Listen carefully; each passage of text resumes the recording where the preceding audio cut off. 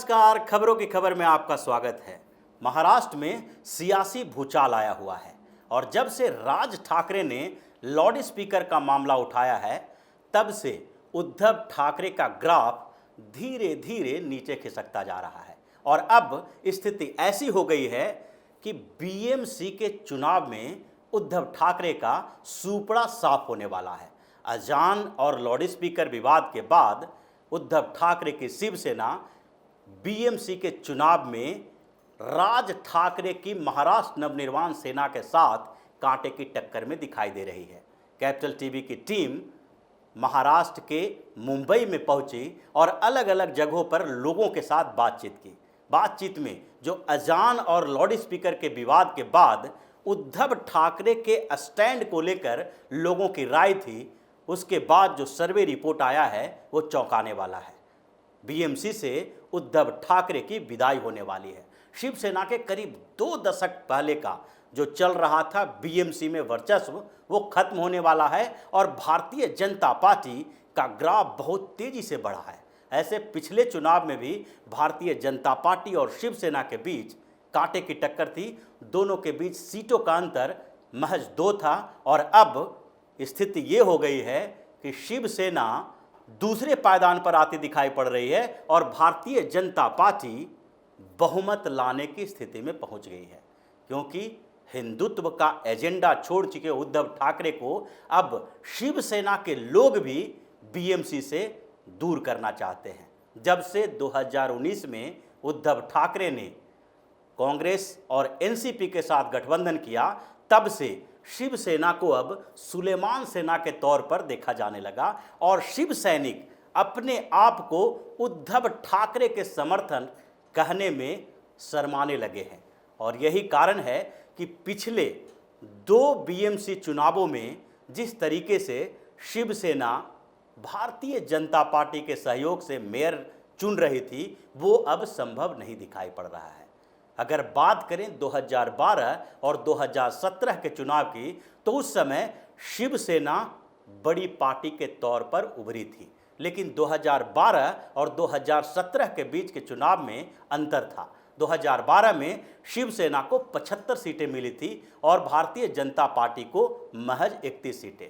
लेकिन स्थितियां बदली और 2014 के चुनाव के बाद भारतीय जनता पार्टी महाराष्ट्र में खुद को बड़े भाई की भूमिका में देखने के स्थिति में हो गई। यही स्थिति रही तो भारतीय जनता पार्टी ने शिवसेना के सामने डिमांड रख दी। बीएमसी के चुनाव में भी भारतीय जनता पार्टी ने शिवसेना को कहा कि मुझे कम से कम तो 120 सीटें चाहिए इस चुनाव में लड़ने के लिए। लेकिन दोनों के बीच विवाद इतना गहरा हो गया कि शिवसेना और भाजपा दोनों ने अलग अलग चुनाव लड़ा। शिवसेना और भाजपा के अलग चुनाव लड़ने के बावजूद जो स्थितियां 2017 के चुनाव में थी, उसमें मुंबई के लोग ये समझ रहे थे कि दोनों चुनाव तो अलग लड़ रहे हैं, लेकिन जब मेयर बनाने की बारी आएगी तो दोनों साथ खड़े होंगे, क्योंकि उस समय महाराष्ट्र में सरकार जो थी भारतीय जनता पार्टी और शिवसेना की थी। लेकिन स्थितियां बदली और दोनों के बीच गठबंधन नहीं होने के बावजूद भी भारतीय जनता पार्टी और शिवसेना को एक ही गठबंधन का हिस्सा माना जा रहा था बीएमसी के चुनाव में। लेकिन भारतीय जनता पार्टी ने बेहतर प्रदर्शन किया और शिवसेना से महज 2 सीट कम लेकर आई। यानी कि शिवसेना को जहां 84 सीटें मिली तो भारतीय जनता पार्टी को 82 सीटें मिली। अगर देखा जाए तो शिवसेना को भी पिछले चुनाव यानी 2012 के चुनाव से सीटें ज़्यादा आई थी। वहाँ 75 आई थी तो यहाँ 84 आई थी। लेकिन उछाल के स्तर पर देखा जाए तो भारतीय जनता पार्टी 31 सीट से सीधे 82 सीट पर पहुँच गई और इससे उद्धव ठाकरे को भारतीय जनता पार्टी का खतरा दिखाई पड़ने लगा। हालांकि भाजपा ने उद्धव ठाकरे की पार्टी के साथ कोई नेगोशिएशन नहीं किया और बिना शर्त बीएमसी में शिवसेना को समर्थन दे दिया। न मेयर न डिप्टी मेयर कोई पोस्ट भारतीय जनता पार्टी ने डिमांड नहीं की, क्योंकि भाजपा विधानसभा में शिवसेना का समर्थन चाहती थी और इसलिए ये माना जा रहा था कि भारतीय जनता पार्टी बीएमसी में शिवसेना को ही रहने देना चाहती है। लेकिन 2019 के बाद स्थितियां बदल गई।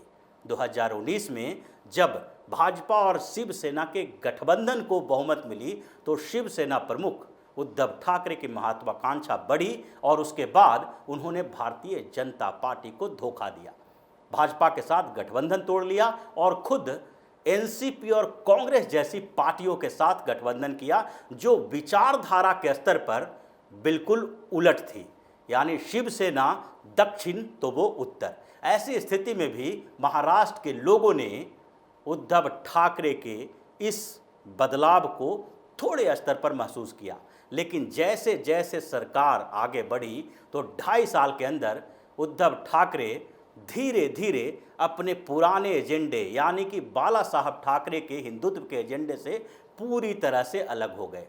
जब राज ठाकरे और भारतीय जनता पार्टी के बीच सहयोग हुआ और राज ठाकरे ने बाला साहब ठाकरे की तरह उसी रास्ते पर चलते हुए मराठी मानुष के कार्ड को छोड़कर हिंदुत्व के एजेंडे पर आ गए और लाउड स्पीकर का मामला उठाया तो उद्धव ठाकरे के होश उड़ गए और उसके बाद इस बीच जो घटनाएं घटी उसने उद्धव ठाकरे का ग्राफ नीचे कर दिया।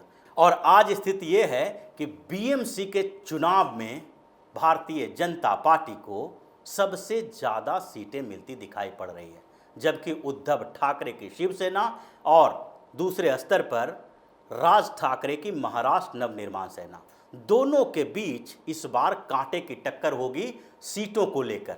जहां भारतीय जनता पार्टी 110 से 20 सीटें लाएगी, वहीं पर शिवसेना को 30 से 40 सीटें मिल सकती है। ऐसी स्थिति महाराष्ट्र में मुंबई में बन गई है। वहीं महाराष्ट्र नवनिर्माण सेना जो पिछले चुनाव में 7 सीटें लाई थी, इस बार 25 से 35 सीटें लाती दिखाई पड़ रही है, यानी कि शिवसेना और एमएनएस दोनों का जो सीट का अंतर है लगभग 2-4-5 का हो सकता है, जो स्थितियां अभी दिखाई पड़ रही है। उसके अलावा जो कांग्रेस की स्थिति है वो पहले से भी बुरी होती दिखाई पड़ रही है और कांग्रेस इस चुनाव में 10 से 20 सीटों के बीच लुढ़क जाएगी। उसके बाद एनसीपी की स्थिति तो और खराब है। ऐसे देखा जाए तो एनसीपी कभी भी बहुत बड़ी पार्टी के तौर पर बीएमसी के चुनाव में नहीं उभरी है, लेकिन इस बार उसकी स्थिति और खराब होगी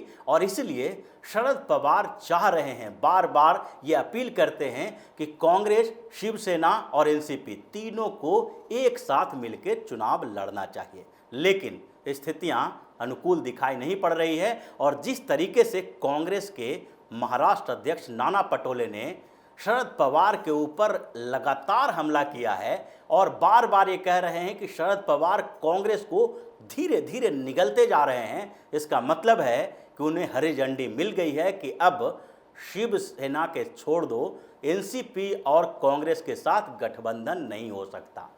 अगले बीएमसी के चुनाव में नाना पटोले ने पहले भी मुलाकात की थी राहुल गांधी से और बताया था कि बीएमसी का चुनाव कांग्रेस को अकेले लड़ना चाहिए, यानी लगभग ये संकेत मिल रहा है कि ये तीनों पार्टियां अलग अलग चुनाव लड़ेगी और इसलिए एनसीपी को इस चुनाव में 5 से 15 सीटों के बीच मिल सकती है, जबकि अन्य जो इंडिपेंडेंट उम्मीदवार होंगे या छोटी पार्टियां भी वहां चुनाव लड़ती है, समाजवादी पार्टी भी बीएमसी का चुनाव लड़ती है, तो एआईएमआईएम भी अब चुनाव लड़ने लगी है, तो उन लोगों को सबको मिला के 5 से 15 सीटों के बीच मिल सकती है।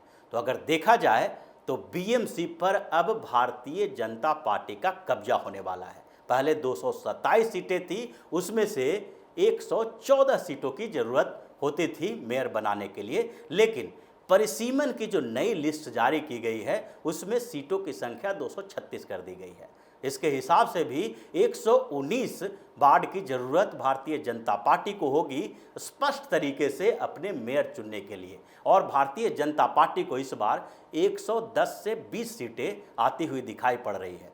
तो अगर भारतीय जनता पार्टी अकेले भी चाहेगी तो इस बार मेयर बना लेगी, लेकिन अगर उन्हें किसी भी कारणवश 2-4 सीटों की जरूरत पड़ी तो महाराष्ट्र नवनिर्माण सेना भी है और इंडिपेंडेंट जो वार्ड सदस्य होंगे वो भी उसके साथ आ सकते हैं। यानी कि महाराष्ट्र में जो उद्धव ठाकरे ने 2.5 साल में अपना कैरेक्टर बदला है, उसका खामियाजा अब उन्हें मुंबई में भुगतना पड़ेगा।